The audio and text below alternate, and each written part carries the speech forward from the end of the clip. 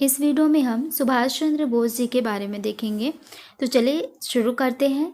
सुभाष चंद्र बोस बंगाल से सबसे बड़े नेता थे जिन्होंने द्वितीय विश्व युद्ध के दौरान इंडियन नेशनल आर्मी आईएनए का जापान के सहयोग से गठन किया था, जिसमें उन्हें नेताजी कहा जाता था। बोस का जन्म कटक उड़ीसा में हुआ था। बचपन से ही मेधावी रहे बोस ने 16 वर्ष की उम्र में कलकत्ता के प्रेसिडेंसी कॉलेज में दाखिला लिया।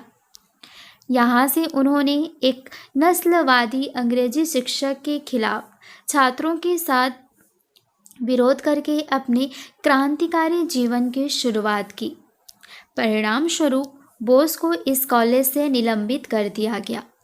बाद में उन्होंने स्कॉटिश चर्च कॉलेज से अपनी शिक्षा पूर्ण की। 1919 में बोस के पिता जानकीनाथ बोस ने उन्हें लंदन भेजने का फैसला किया, जहां उन्होंने लैटिन सीखी और भारतीय सिविल सेवा परीक्षा भी उत्तीर्ण की। इसी समय महात्मा गांधी ने भी ब्रिटिश राज के खिलाफ अपना सत्याग्रह शुरू किया था। बोस ने तत्कालीन ब्रिटिश सेवा में शामिल होने की अपनी महत्वाकांक्षा का परित्याग करने और ब्रिटिश शासन के लिए नौकरी करने के बजाय गांधी के क्रांतिकारी विरोध में शामिल होने का फैसला किया। पर 1921 में बोस गांधी के आंदोलन और उसके अस्पष्ट उद्देश्यों और साथ ही राष्ट्रीय विरोध में सभी प्रकार की हिंसा से बचने के बारे में भी चिंतित थे। सिविल सर्विस से इस्तीफा देने के बाद उन्होंने स्वराज नामक समाचार पत्र शुरू किया। चित्तरंजन दास उस समय बंगाल में राष्ट्रवादी आंदोलन के अगुवाई थे। 1923 में Bose all India youth Congress के अध्यक्ष और बंगाल राज्य कांग्रेस के सचिव भी चुने गए। वह चित्तरंजन दास द्वारा शुरू किए गए फॉरवर्ड समाचार पत्र के संपादक भी थे।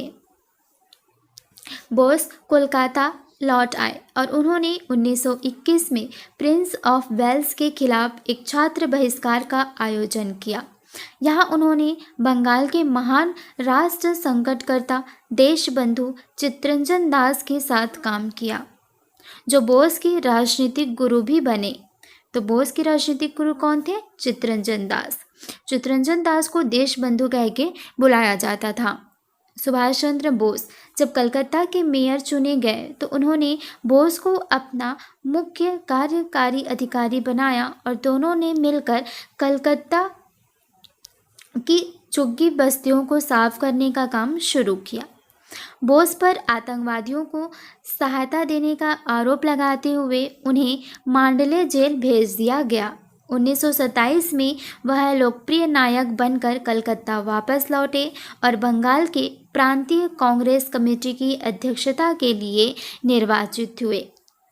एक दशक बाद बोस भारतीय राष्ट्रीय कांग्रेस के हरिपुरा अधिवेशन के अध्यक्ष चुने गए। महात्मा गांधी कांग्रेस की कार्य समिति के रूढ़िवादी सदस्यों के बहुमत के साथ बोस को उनके अध्यक्षीय वर्ष समाप्त होने के बाद उनके पद से हटाना चाहते थे, परंतु बोस अपने लक्ष्यों की समीक्षा करने के लिए एक और वर्ष काम करना चाहते थे। गांधी जी ने पट्टाभी सीतारमैया का नाम अध्यक्ष पद के लिए चुना, लेकिन रविंद्रनाथ टैगोर, वैज्ञानिक प्रफुल्ल चंद्र राय और मेघनाद साहा बोस को ही फिर से अध्यक्ष के रूप में देखना चाहते थे। तब बोस ने अपने समर्थकों के आग्रह पर 1939 में त्रिपुरा में होने वाले राष्ट्रीय कांग्रेस के अधिवेशन में अध्यक्ष पद का चुनाव लड़ने का फैसला किया। ऐसा 1885 में कांग्रेस बनने के बाद उसके इतिहास में पहली बार होने जा रहा था और बोस चुनाव जीत भी गए। गांधी के मुख्य विरोध के समर्थन के साथ ही कांग्रेस कार्यकारिणी के 14 सदस्यों में से 12 ने इस्तीफा दे दिया। जब बोस ने अपने स्वास्थ्य और इस थकाऊ संघर्ष को देखते हुए स्वयं ही पद त्याग करने का फैसला किया। बोस 1930 के दशक के दौरान पश्चिमी यूरोप में कई वर्षों तक रहे और इस दौरान समाजवाद और साम्यवाद के आदर्शों ने बोस को आकर्षित किया। बोस फासीवाद और नाजीवाद को वरीयता देते थे। उनके विचारों में बोस भारतीय दर्शन को मानवीकरण के साथ मिश्रित करके भारतीय समाजवाद को मजबूत करना एवं गरीबी, जाति और वर्ग की विषमताओं को खत्म करना चाहते थे। बोस की फॉरवर्ड ब्लॉक पार्टी, जिसे उन्होंने अपने भाई शरत चंद्र बोस के साथ मिलकर बनाई थी, बंगाल में बहुत ही लोकप्रिय थी। परंतु द्वितीय विश्व युद्ध शुरू होने के बाद बोस के भाइयों को कलकत्ता में घर में नज़रबंद कर दिया गया। परंतु कलकत्ता भाग निकले और परंतु सुभाष जो है वो भाग निकले और अफगानिस्तान पहुंच गए। यहाँ से उन्होंने बर्लिन के लिए उड़ान भरी, जहाँ बोस ने एडोल्फ हिटलर से मुलाकात की और हिटलर द्वारा दी गई नेताजी की उपाधि स्वीकार की। हिटलर को बोस में भारत के भविष्य की आशा थी। बोस ने हिंदी और बंगाली में रोज प्रसारण किया और देशवासियों से अपील की कि वे ब्रिटिश अत्याचार के खिलाफ विद्रोह कर दें, क्योंकि मित्र राष्ट्र जल्द ही युद्ध हार जाएंगे और धुरी राष्ट्रों की विजय होगी।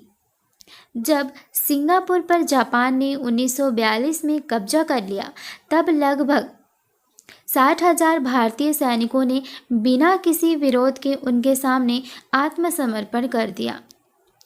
तब नाजियों ने निश्चय किया कि बोस उनके लिए बहुत उपयोगी साबित हो सकते हैं, जो उस समय जर्मनी में ही थे। बोस को एक पनडुब्बी द्वारा 1943 में हैम्बर्ग से कैप ऑफ गुड होप होते हुए जब सिंगापुर पहुंचे, तो जापान ने भारतीय सैनिकों की कमान बोस को सौंप दी, जो इंडियन नेशनल आर्मी में शामिल होना चाहते थे। अक्टूबर 1943 में नेता ने आज़ाद भारत की अंतरिम सरकार का गठन किया। इस सरकार को जर्मनी, जापान, फिलीपींस, कोरिया, चीन, इटली और आयरलैंड आदि देशों ने मान्यता दी। जापान ने अंडमान व निकोबार द्वीप अस्थायी सरकार को सौंप दिए और सुभाष ने उन द्वीपों का नया नामकरण शहीद द्वीप और स्वराज द्वीप किया। यहाँ से उनकी सेना मलय प्रायद्वीप और रंगून बर्मा से आगे बढ़ी और वे पूर्वी भारत तक पहुँच गए, जहाँ बोस ने दिल्ली चलो का नारा दिया। बोस और उनकी सेना INA मई 1944 को मणिपुर की राजधानी इम्फाल के बाहरी इलाके तक पहुंच गई। अप्रैल 1944 से जून 1944 तक कोहिमा के युद्ध में INA और मित्र राष्ट्रों के बीच भारी संघर्ष हुआ। साथ ही यहाँ मानसून की भारी बारिश एवं ब्रिटिश और अमेरिकन विमानों ने उन्हें वापस लौटने पर मजबूर किया। बोस बंगाल पहुंच गए, जहां एक राष्ट्र उद्धारक के रूप में उनका स्वागत हुआ। 6 जुलाई 1944 को उन्होंने रंगून रेडियो स्टेशन से महात्मा गांधी के नाम एक प्रसारण जारी किया, जिसमें उन्होंने इस निर्णायक युद्ध में विजय के लिए उनका आशीर्वाद और शुभकामनाएं मांगी।